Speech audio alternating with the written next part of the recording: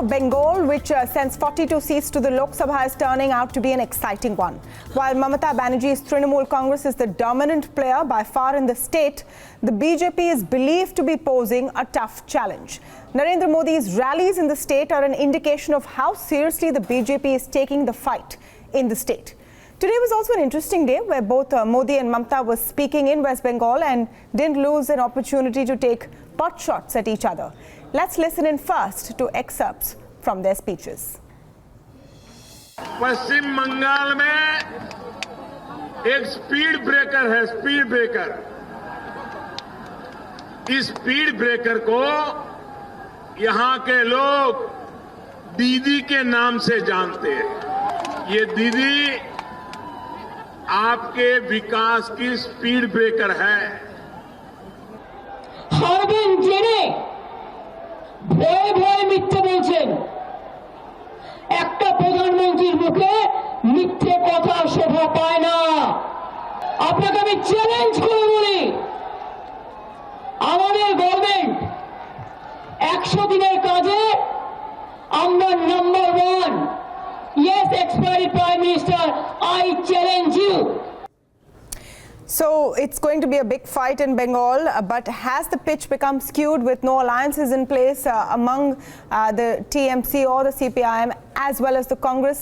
And is Mamata Banerjee projecting herself as a national leader in campaigns? To speak more on this, I'm joined today by Maidul Islam, who's Assistant Professor of Political Science at the Center for Studies and Social Sciences in Calcutta. Devadeep Purohit, Chief of Bureau Politics and Policies at the Telegraph, is also joining us on the show from Siliguri. In fact, attended one of the rallies by Prime Minister Modi today, which is why, Devadeep, let me start by asking you, what you saw on the ground. We've been seeing on social media here about, pictures of that rally and rallies there, very well attended, packed, areas. What was the scene on the ground? The reports that you have got is right. Social media is full of those pictures of a lot of people turning up at the rally. And it was expected also, because BJP as a political party is slightly more organized and they have a bigger support base if in the northern side of the state, which is we call North Bengal. So it is expected because, BJP has been there for some time because they have been winning this Darjeeling seat on last 2 occasions. So their organization is slightly better. So that's why they could get so many people. On the ground, yes, there was huge expectation.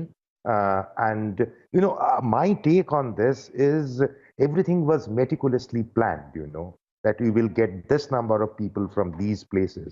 Modi's speech was also very meticulously planned. He spoke on some local issues. He spoke on national issues. He tried to woo the Gorkha communities of the Darjeeling Hills. He tried to woo the, Rajbangshi community from the plains. So everything was sort of scripted. And I think Modi had every reason to be happy after addressing a crowd like this. But having said that, I think, there was Mamata Banerjee was also in North Bengal, around 150 kilometers away from where Modi was speaking. I think she also had everything planned out in a nice manner. So the venue was decided strategically. Her content of her speech was pre-planned because she knew what Modi is going to say. So probably she also ended her day with a sense of satisfaction that mission accomplished on both sides. Yeah, now, I know, and of course, both of them are fiery speakers, which is why you get interesting quotes from their rallies. They have taken pot shots at each other, which is why I want to come to the larger issue, Mr. Islam, and let me come to you about how you see this election play out. Now, most opinion polls are saying that, the TMC will get a decent amount of seats, maybe 30 odd seats at the higher end, between 25 to 30 seats. They're being generous to the BJP to the extent where at the upper limit, they might get 8 to 9 seats. Remember, they opened their account in 2014 with 2 seats. Do you think that's the kind of picture playing out? And is the TMC perceiving the BJP as its #1 threat in the state, much more than the left or the Congress, of course? Yeah, actually, the TMC is perceiving the BJP as the major opposition, and this has been the case after 2016 assembly elections. Particularly after the 2016 assembly elections, there were several by-polls where the BJP was emerging as a second party after Trinamool. And there has been a steady decline of the left and the Congress votes and the increase of the BJP votes. Now, BJP certainly gets more votes in the Lok Sabha than the assembly elections. One could think about 2014 Lok Sabha elections where they just polled a little over 17%. But in the assembly elections, they got something a little over 10%, which means that there was a 7% decrease of votes. If you compare with the 2009 and 2011, also 2009 Lok Sabha, they got a little over 6%, whereas in 2011 Assembly, they got a little over 4%. So it means that they actually poll more votes in the Lok Sabha than in the Assembly. Now, this is a Lok Sabha, so it means that BJP, given the past trends, BJP is going to get more votes than the last 2016 assembly elections. Now, one thing, as Devadeep was correctly pointing out, that the BJP is relatively stronger in North Bengal than in South Bengal, although in certain pockets of South Bengal, particularly in the western part of the South Bengal, which is bordering Orissa, Jharkhand, particularly the three districts of West Midnapur, Purulia, and Bankura, they relatively did well in the panchayat elections. Remember, the panchayat elections were marred by violence. So there are also a few pockets in the western part of South Bengal where the BJP aims to do well. As far as the opinion polls are concerned, personally, I don't take the opinion polls very seriously because there are a lot of issues in terms of methodology. India is a quite diverse country, and there are a lot of variables, so it's difficult to actually gauge the opinion polls. Post-poll survey is relatively tend to be more correct than the opinion polls. At this moment, certainly the Trinamool is going to, my own hunch is the Trinamool might actually be sticking to 34, 35 seats, which they got in 2014 Lok Sabha elections. And I would be very surprised if BJP gets more than 5 to 6 seats. Okay, which will also still be a steady increase. The BJP is steadily making inroads into West Bengal. Yes, absolutely. Devdeep, you agree with no that? doubt. Yeah, I just wanted to also ask Devdeep what you make of the current situation. A lot has been made of the fact that the Congress and the left didn't tie up in the state. The Congress wants to go it alone, and it's a blow to the larger picture of opposition unity. In the context of the 42 seats in Bengal, how do you think it works out? Yeah, so there are two parts to your question. So the first part, what I think about the outcome. I mean, still we are, the last poll in Bengal will be on 19th of May, and we are on 3rd of April. So there is still some time, but as situation remains now, as we call in economics, ceteris paribus, I tend to agree with what Maidul was telling you, it is, when you were asking Maidul, then you said that whether Mamata Banerjee will get somewhere around 30 or something, you said that.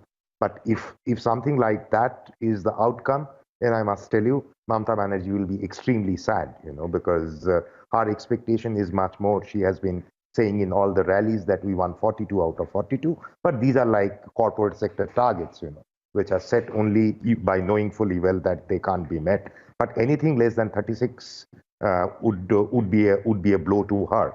So that is clear. The second part of your question was on this left and Congress alliance. Now, I think Maidul will also agree that the left and the Congress alliance, had it taken place, then its impact on West Bengal politics would have been limited to the vote share. How much left and Congress together they would have got. Over the last 2-3 years, the thing that has happened in West Bengal is that the fight in the state is between the Trinamool and the BJP. BJP has emerged as the main opposition party in the state, and the fight is between them. Out of 42 seats, there are 1 or 2 seats. I mean, 1 seat is there where we have a strong man in Baharampur. Adhir Chaudhary is the name. He is from Congress. He is putting up a fight against the Trinamool, and there is another seat in Malda where there's a Congress guy. It is a Abdul Ghani Khan Chaudhary, Barkat Ghani Khan Chaudhary fief. So that's a family bastion where the fight is between the Congress and the Trinamool. In all other 40 seats, I believe the fight is between the Trinamool and the BJP. So had there been an alliance between the Congress and the left, there would have been some impact in 2 to 3 seats, but the overall situation that the fight between the Trinamool and the BJP would not have changed much. Now, in the national context, the fact that they are not able to join hands together, what impact will it have on national polity? I mean, that I think I still want to hold Some really interesting analysis. at a large scale that 1:1. Yeah, some really excellent analysis there from Devadeep, but I just want to take that point ahead to Maidul Islam. So Devadeep Purohit says the BJP is the primary opposition, and apart from 2 seats, it's a direct TMC versus BJP battle. What about the left? Are they pretty much decimated in the state? Well, the left has been, there has been a steady decline of the left from 2009, actually. So it's like a 10 years decline. If you compare the vote shares, then the left got in 2009 something around 43%, and in 2011 they got 41%. In 2014 they got something a little over 29%, and in 2016 assembly elections, of course they were contesting 200 seats, but the rest was contested by the Congress party. They got something around a little over 25%. So it means that there has been a steady decline of nearly 20% votes of the left in the last 10 years. So I would be suggesting that yes, it's difficult for the left in many seats to actually avoid forfeiting deposit. They might actually forfeit deposit in a number of seats in West Bengal. And the interesting part is that the people are flocking to the BJP, at least the anti-Trinamool vote is flocking to the BJP, not because of any alternative programmatic agenda, also not because that the Trinamool has a massive charismatic leader like Modi at the ground level in Bengal, or somebody who could match up with the popularity of Mamata Banerjee, but more as a default opposition. Where those who are anti-Trinamool, they are no more believing that the Congress party or the left could actually fight the Trinamool. So it's more of a default option than a popularity of a charismatic BJP leader. BJP also has certain problems. Yes, no, let me come to that. I just wanted to ask Devadeep, what are the issues people are talking about? Because you attended that Modi rally. We know the issues that the BJP is taking to the fore. They're talking about, speed breaker Didi, the hit at development.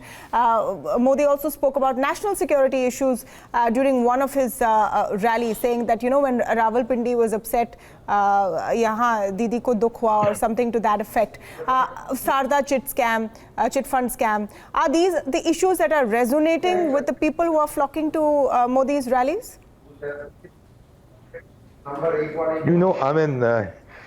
Something, it's a very difficult question, Tamanna. It's like, it's very difficult to answer which issues are taking people, so there are 1 lakh people, different people have different things in their mind. But what Maidul was telling, I think election those micro level issues, I do not know to what extent they play a role in taking people to rallies, say be it Modi or Mamata, they are all very charismatic leaders, and you will see, one of my colleagues was in Calcutta at the Brigade Parade grounds where also Modi spoke.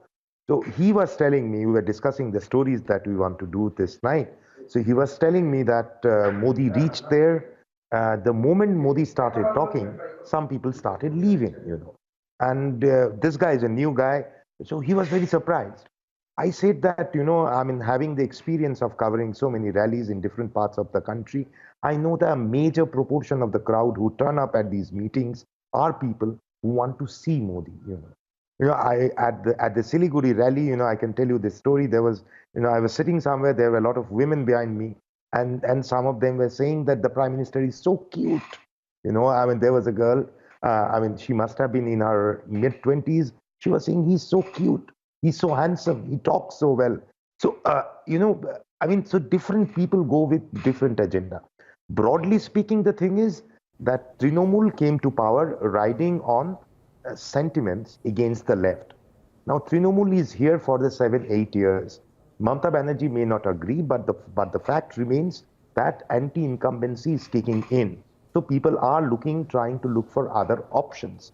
So BJP, being a strong party, because they rule at the center, they are coming there as an option. So more and more people who are not happy with Mamata Banerjee, they are trying to find new options. So BJP has come as a new option. That explains the decay in the left's vote bank. That also explains the decay in the Congress vote bank.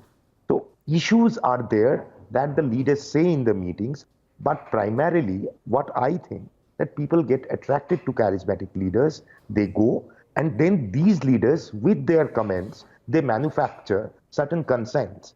They manufacture the issues, So he talked about, probably everybody did not know much about what Mamata said after the surgical strike. But there Modi tried to convince people, no, Mamata's reaction was not right. So that's why you give me vote. So he was trying to manufacturing or creating a narrative on his behalf. Now, today both sides played well. They played to their strengths. They sent out their message. But the match remains draw as of now, and we will get to know the result or the rujhan, kidhar ja raha hai, after some time. But isn't Mamata Banerjee playing on a different pitch? And let me come to Maidul Islam with this question first, so I'll come to both of you. Because she keeps saying that I challenge you to a TV debate. It seems like there is an attempt to project herself as a national alternative, and you never know how the numbers stack up. There are 42 seats at play from West Bengal. She's been acceptable to most, including KCR, etc. So is that messaging very strong on the ground level, that vote for me, because this is not just for the state, you're voting for me at a national level as well? Yeah, it's possible. And in fact, that's what Trinamool wants is a 1996 kind of situation. If you remember 96, Jyoti Basu was the West Bengal chief minister, and the Congress was completely short of majority. So was the BJP. So there was an alternative government, which is a United Front government with outside support from the Congress.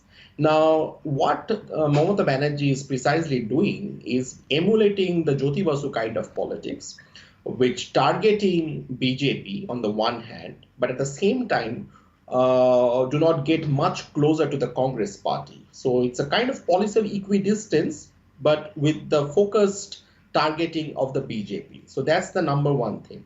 I also find that a lot of similarity between the 1980s Congress party and the BJP in the state of West Bengal. In the 1980s, if you remember, it was early days, 7-8 years of left front, particularly after 84, 85, where people were a bit of middle class were not very happy with the left. But the Congress party in the 1980s didn't have a very charismatic leader in the state, okay? Whereas in BJP also today, you can't find a massive popular leader in the state BJP. And like the Congress party of the 1980s, a lot of factional fights between different factions. And in the BJP today also, in the state of West Bengal, had many factions. So they had to actually rely on the central leadership, just like the Congress party was relying on the central leadership like Rajiv Gandhi and all. Similarly, here in West Bengal, they are basically relying on Modi, the central leadership, but not a not a very well-oiled local organizational strength of the BJP, not a very charismatic leader in the state who could match up to Mamata Banerjee's popularity. Remember, West Bengal had a history of long regimes. From 52 to 67, it was 15 years of Congress. Then there was a transitional period of 10 years, then a 34 years of left. And now the Mamata Banerjee seems to be very, very strong with her own organizational skills and delivery. No, so let's put this in perspective. Let's put this in perspective. Both of you agree that the BJP is the number one sort of challenge for Mamata Banerjee, but both of you also look at the TMC bagging 30 plus seats. So it's a nascent challenge. Yeah, we can agree on that. That's right. Let me come to you, Devadeep, on the question of Mamata's projection of herself as a national leader and how that is, working out. I mean, having known Mamata for so many years, and I think that she harbors national ambition for quite some time, but the conditions were not conducive. Now, in the run-up to the 2019 polls, when it emerged, I'm talking about a scene 3-4 months back, it emerged that, the Congress is no longer that strong, Congress, and, all other regional parties are there. And, look at the numbers, I mean, why Mamata has a national ambition. So out of 42 seats in Bengal, say if she gets around 35, 34, then there is a possibility of Mamata becoming the third or fourth, I think third largest party after the BJP and the Congress. If you see, because in UP, the other two contenders who can get very high let's number not of forget seats, the DMK. They are fighting. Let's not forget the DMK. That's another strong block there. So that's what. DMK is not. So that's why I'm telling you. More than 30 seats. Yeah. Oh. So so it either she will be third or she will be fourth. She also realizes that the arithmetic. I'm not going into looking in poll results like Maidul, but the arithmetic. Oh, we've lost that Skype from Siliguri. We'll try to get Devadeep back up again, where he was making those interesting points. Meanwhile, Maidul Islam, I want to ask you one question, which has been sort of, it's been a subliminal kind of messaging through these polls and in this BJP-TMC fight, where the TMC is often accused of minority appeasement. Do you think that is something that the BJP is managing to push on? And all of the other conversation about speed breaker and development, etc., is there. But this is the underlying message that they're pushing. Is it resonating among people? It's difficult to say because the minority appeasement was a steady campaign of the BJP in the 2014 to 16. Yeah. But 2016, after 2016, you see there has been a shift in the political articulation of the Trinamool Congress. 2016 onwards, for the first time in the history of the state, there was a Durga Puja carnival in the Red Road. Now, what does it mean? Basically, Mamata Banerjee is giving the signal that the Red Road is not for only Eid Namaz, but it is also for Durga Puja carnival. If you recall today's North Bengal rally of Mamata Banerjee, she was basically suggesting that, look, she doesn't appease any single community, but rather for her, all the communities, including the Hindu community, the Christians, and every other community, Chhat Pujas and all, she is for every religious community. So her kind of secularism, I would say, is an interesting model which neither follows a separation between religion and politics, nor a negation of any religious belief, rather a public display and celebration of all religious communities. Now, I think this is an interesting challenge which the BJP is not able to actually break through. Because, even when the BJP leaders comes to the state, particularly in the last few months, what we have seen a very peculiar politics of Trinamool, where the next day, the Trinamool local leaders and Trinamool booth level organizers, they will chant mantras and they will, do all this purification campaign by, throwing Ganga Jal. and with drums, beating drums and all, and they say that these BJP wallahs, they are from North India, and they basically are polluting our state, and we are basically purifying them, and they are doing by actually chanting Hindu mantras. So it's an interesting kind of religious overtone style populism that the Trinamool is able to carry forward. Okay. So, that's I don't think that whether. Yeah, it's an interesting perspective. I have Devadeep up, and I want him to finish his point and also, round off his comments on the show today. You mentioned right in the beginning that there is quite some time between the key voting in West Bengal and where we're sitting today. It's going to be a long election. How do you see the push play out where, Mamata Banerjee can ensure that she's not stuck middling at 30, 34 seats? And you've said her bar is set high at 36. Below that, she'd consider it a disappointment.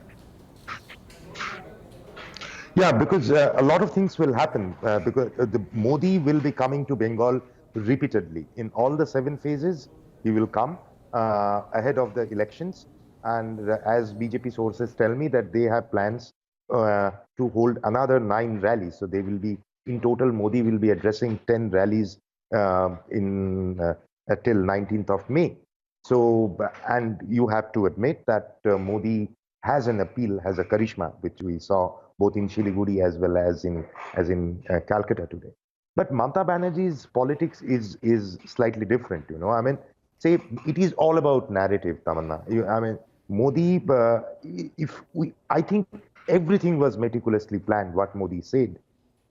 This national perspective, nationalism, jingoism, what Mamata said after the attacks.